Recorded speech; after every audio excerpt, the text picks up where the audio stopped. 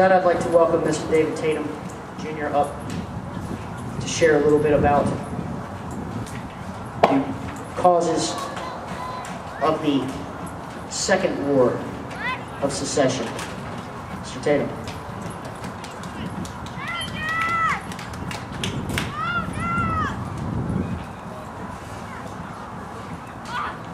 Good afternoon. My name is David Tatum. My first ancestor came to Virginia in 1619. So we've been around a while, and I love Virginia, and there's no state that I would rather live in. Our little presentation here is called The Cause of Conflict and the Call of Arms. Now, before I get into it, one thing that really aggravates me about the War for Southern Independence is historians. These guys have gone to college, they've made all types of claims, yeah, I'm kind of short. They write books, and they either approve or disapprove of each other's book. Well, I'm not really into reading somebody's book on what he thinks was happening during the war. So I go straight to the source. I go straight to the man in the field. And that's where I get my information from. That way it's not twisted. That way I don't get someone else's interpretation of the war. Now my first piece here is the cause of conflict and the call to arms. In 1861, a ringing call came to the manhood of the South. The world knows how the men of the South answered the call, dropping everything. They came from the mountains, valleys, and plains. From Maryland to Texas, they eagerly crowded to the front and stood to arms. What for? What moved them, and what was in their minds? Shallow-minded writers have tried hard to make it appear that slavery was the cause of that war, and that Southern men fought to keep their slaves.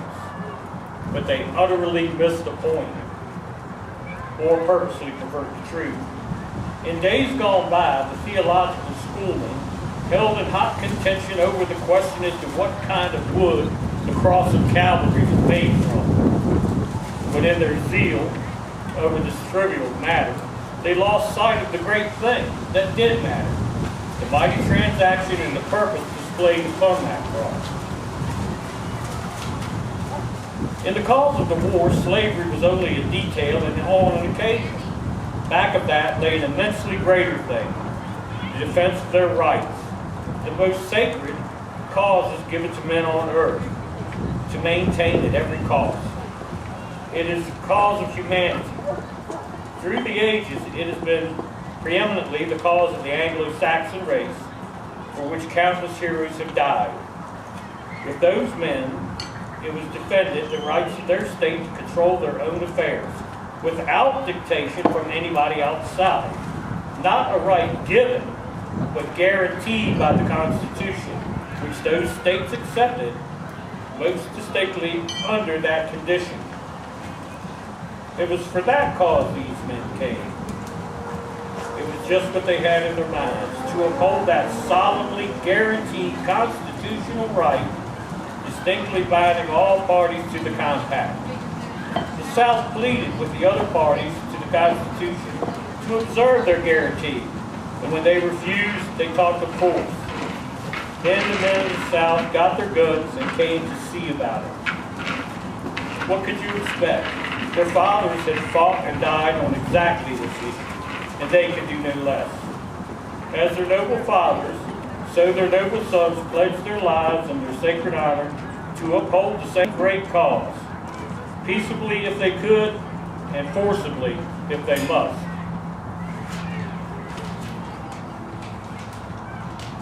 Those who answered the call.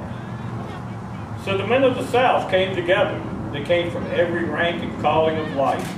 Clergymen, bishops, doctors, lawyers, statesmen, governors of states, judges, editors, merchants, mechanics, farmers. One bishop became a lieutenant general. One clergyman, chief of artillery of the Army of Northern Virginia. In one artillery battalion, 3 clergymen with cannoneers at the guns. All the students of the theological seminary volunteered, and 3 fell in battle, and all but 1 were wounded. They came of every age. I personally know of 6 men over 60 years of age who volunteered and served in the ranks throughout the war and in the Army of Northern Virginia. More than 10,000 men were under 18 years of age, and many of them 16 years old. They came from every social condition of life. Some of them that were the most prominent men in the professional, social, and political life of their states. Owners of great estates employing many slaves, and thousands of them were sons of toil, earning their daily bread by their labor, and never owned a slave and never would. There came men of every degree, every intellectual equipment. Some of them could hardly read. And in my battery, at the mock burial of a pet crow, there were delivered an original Greek ode, original Latin oration, and 2 brilliant eulogies in English, all in honor of that crow. Very high praise for that bird. Of the men thus gathered from all the southern lands, the first great regiment brought to Virginia and organized into an army whose duty it was to cover Richmond, the capital of the Confederacy, just 100 miles from Washington, which would naturally be the center of military activities. That was written by a man named William B. Tatum. He was a private in the 1st Company Richmond Howitzers. And it tells you what was in his heart. Not a historian is going to tell you why he was there. He's telling you why he was there.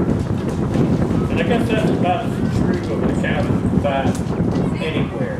Because it's not from a politician of the era. It's not from a historian 150 years after the fact. But from the man who signed or made his mark on the dotted line. The man who faced cold winters with little or no provisions, non-existent pay, and overwhelming numbers of enemy soldiers who were better armed, better fed, and better clothed.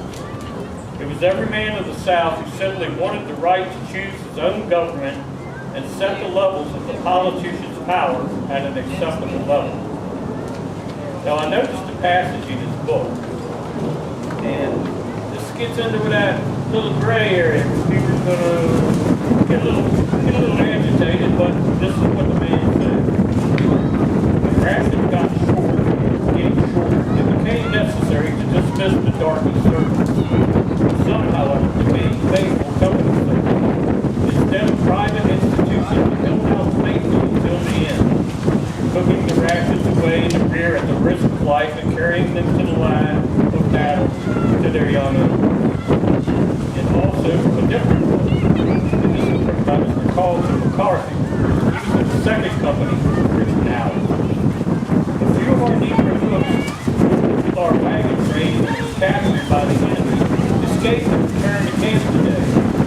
Certainly they were the happiest fellows I ever saw. James and freedom they hated. They preferred life in Dixie to liberty in the North. With all of the conflicting views on black soldiers and the Confederacy, that's an argument that will continue as long as the sun rises and sets. Somehow the efforts of the loyal black servants get lost in the shuffle. Okay, this group of men were not rifle-carrying soldiers, but their dedication to serving with recognition. Their courage and dedication shows from their moral impact. No matter how you slice it, they were black or white. No one held them at gunpoint. All they had to do was walk away, but they didn't. So were these men slaves when they could have walked away? I guess they were, but something other than the master's whip kept them in camp. Loyalty, honor, and courage. The same attributes we give to the Confederate soldier who sat on the line and defended his country. So it was not only the free man, but the servants themselves who opposed the onslaught of the North. I have a letter from another member of the Richmond Howitzers, William Henry Tatum. He was my great uncle. And it says in part, When I volunteered, I really did not know how long a time it was for, and in fact, I did not care. I am, with the other 12-month volunteers, called upon to re-enlist in accordance with an act of Congress, December 11, 1861. And I'm called on to decide what shall I do before we are mustered out of service. I think that with everybody else, that the period will be the most critical in our history. Our enemies are perfectly aware of the straits we are in, and will certainly endeavor to take advantage of it. Now, what is my duty? To go home and leave our defense to an undisciplined militia who will make a sorry fight at best, leaving it in the range of probability that the northern enemy will overrun our state before the summer is over, bringing ruin on all of us, or stay in the field, determined to see the end of this business before we get it on. I might say to myself that I am only one. I will not be this, but ought we allow such selfish considerations to govern us? Our whole army is made up of individuals, and suppose each one of us was to say the same thing. That's a powerful statement. It says a lot about my ancestor, a lot about the Confederate soldier as well.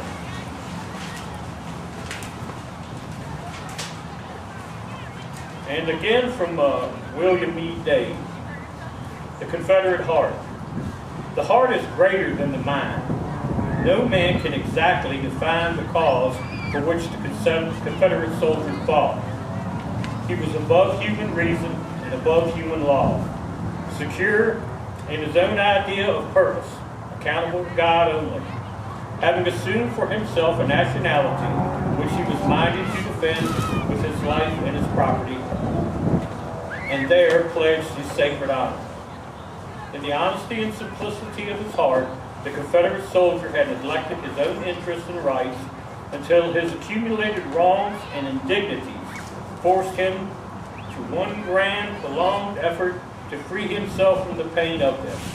He dared not refuse to hear the call to arms, so plain was the duty and so urgent the call. His brethren and friends were answering the bugle call and the roll of the drum. To stay was dishonor and shame. So who was the Confederate soldier? He was a man of every color, every income range, every religion. A man who was highly educated or had no education at all. He was a farmer, a lawyer, a politician, a clerk, a blacksmith, a ship's captain, a doctor, a military man, a civilian. He was a slave. He was a slave owner. He was a Native American. He was every man who resisted the despotic government of Abraham Lincoln. All had one thing in common. They were Southerners. Men to whom honor was more than an idea. It was a way of life. Men of courage, outnumbered, without supplies. Men who, when the enemy had repeating rifles and endless rounds of ammunition, stood their ground and threw rocks at the invaders. Men who, at Appomattox, upon General Lee's return from the surrender, told the general, "Just give us the word, General.